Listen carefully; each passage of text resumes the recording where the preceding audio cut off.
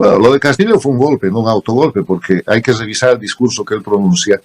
Elimina al Congreso, elimina el Poder Judicial y ordena las operaciones. O sea, eso es un golpe. Que no le hayan hecho caso es otra cosa. Ese es el plan A. Eso está preparado por las dictaduras de Cuba, Venezuela, Bolivia y Nicaragua. Y lo que estamos viendo hoy día en ejecución es el plan B. Cuando el golpe fracasa y detienen a Castillo, aparece la narrativa de decir, no, el golpeado es él.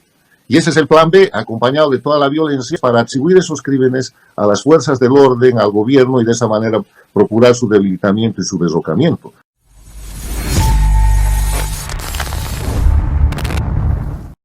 Hola amigos, bienvenidos a mi canal.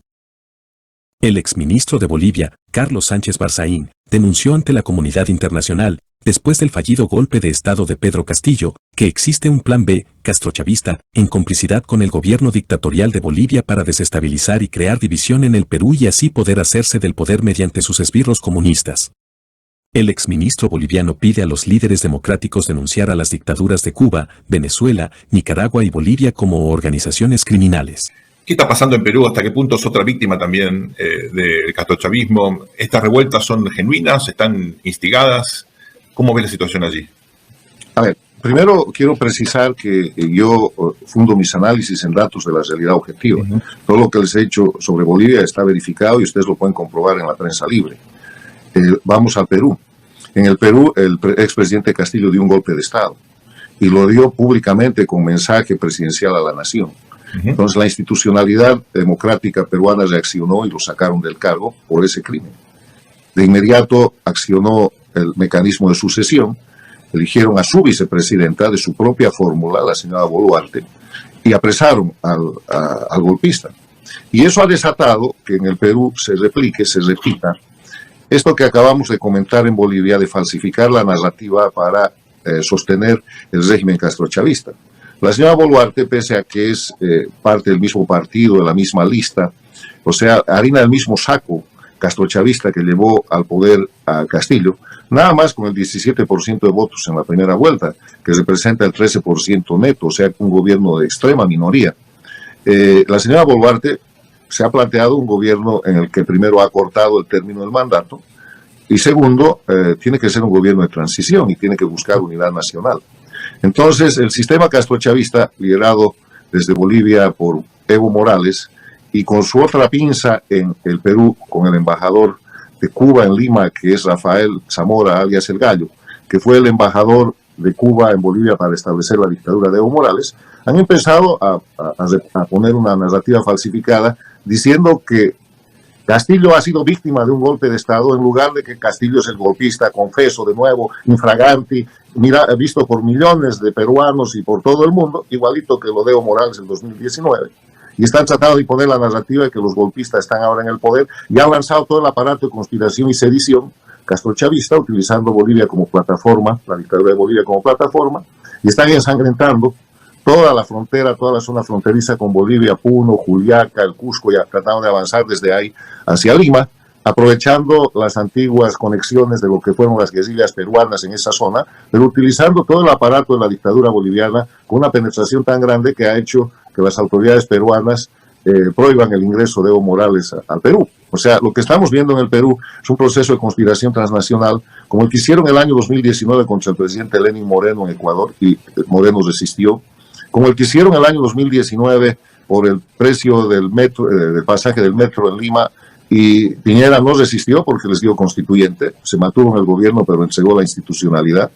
Como hemos visto lo que pasó el 2020 en Colombia contra el presidente Duque y no funcionó, ahora están haciendo esto en el Perú y con un nivel de violencia y un nivel de crímenes equiparable al derrocamiento del 2003 contra el presidente Sánchez Lozada en Bolivia y a los crímenes que Evo Morales cometió ya desde el exilio, desde la fuga que había cometido en México y Argentina y Cuba, ensangrentando Bolivia el año 2019 y 2020. O sea, es su técnica, tienen cómo hacerlo, operan con el discurso de la narrativa falsificada y hoy día el Perú es la víctima. Yo espero que el Perú resista y que además de haber prohibido el ingreso de Evo Morales al Perú, lo procesen en el marco de la Convención de Palermo contra la Delincuencia Organizada Transnacional, que es una convención de las Naciones Unidas, y puedan ordenar su captura internacional y tomen algún tipo de medida contra la penetración que están sufriendo desde las embajadas, bajo protección de privilegios e inmunidades diplomáticas, de Cuba, de Venezuela y de Bolivia en Lima.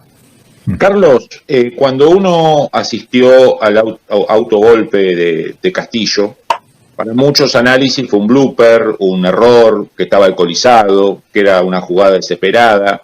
Ahora, con el correr de las semanas, empieza a haber una lógica atrás de ese supuesto gaffe. ¿Usted lo ve como que fue algo planificado por Cuba, como para ir generando esta cadena de eventos y salir de ese status quo en que venían los gobiernos de Perú y un Castillo que no avanzaba para ninguno de los lados que había prometido? Bueno, lo de Castillo fue un golpe, no un autogolpe, porque hay que revisar el discurso que él pronuncia. Elimina al Congreso, elimina el Poder Judicial, liquida la Fiscalía, dice que va a gobernar por decreto, convoca a las Fuerzas Armadas y a la policía bajo su mando y da una serie de instrucciones muy bien hilvanadas. Hay ahí todo un plan de gobierno, que es inclusive mucho más extremo que aquel que le atribuyen a Fujimori, y ordena las operaciones. O sea, eso es un golpe. Que no le hayan hecho caso es otra cosa. Ese es el plan A. Eso está preparado por las dictaduras de Cuba, Venezuela, Bolivia y Nicaragua, y seguramente hubo alguna desincronización que impidió que Castillo tenga un apoyo de fuerza inmediato o preparado. De repente Castillo se adelantó con unas horas, pero fracasó el golpe. Y lo que estamos viendo hoy día en ejecución es el plan B. Cuando el golpe fracasa y detienen a Castillo, no lo pueden llevar a la Embajada de México. Recuerden que a Evo Morales lo sacan a México en un avión del gobierno mexicano. Y cuando no lo pueden llevar a México y cae preso, entonces aparece la narrativa de decir, no, el golpeado es él. Y ese es el plan B, acompañado de toda la violencia que ya hemos visto, la aplican en todo el territorio de América Latina y en todos los países a los que quieren desestabilizar, matando, asesinando, cometiendo crímenes para atribuir esos crímenes a las fuerzas del orden, al gobierno, y de esa manera procurar su debilitamiento y su derrocamiento. Lo que está en marcha en el Perú es un plan de derrocamiento a través de matanzas que están cometiendo los castrochavistas para atribuir esos elementos al gobierno y acusar al gobierno y de esa manera procurar su caída y su persecución. Ya lo han hecho en reiteradas ocasiones. Carlos, nos queda un minuto. ¿Qué puede hacer la comunidad internacional frente a estos acontecimientos? Lo primero que hay que hacer es que las democracias tienen que reconocer el enemigo. Esto es Cuba. Y son 64 años. Entonces las democracias, los líderes democráticos tienen que cumplir sus obligaciones internacionales que no están cumpliendo. Llamar las cosas por su nombre y mostrar que en las Américas hay 4 dictaduras de crimen organizado, no son políticas, lideradas por Cuba, integradas por Venezuela, Nicaragua y Bolivia. El rato que tengamos esa primera constatación, las cosas cambian trascendentalmente, porque al no hacer esa constatación, los criminales están siendo tratados como dignatarios de Estado, como detentadores del poder, y tienen una suerte de privilegios políticos y de Estado que no les corresponde.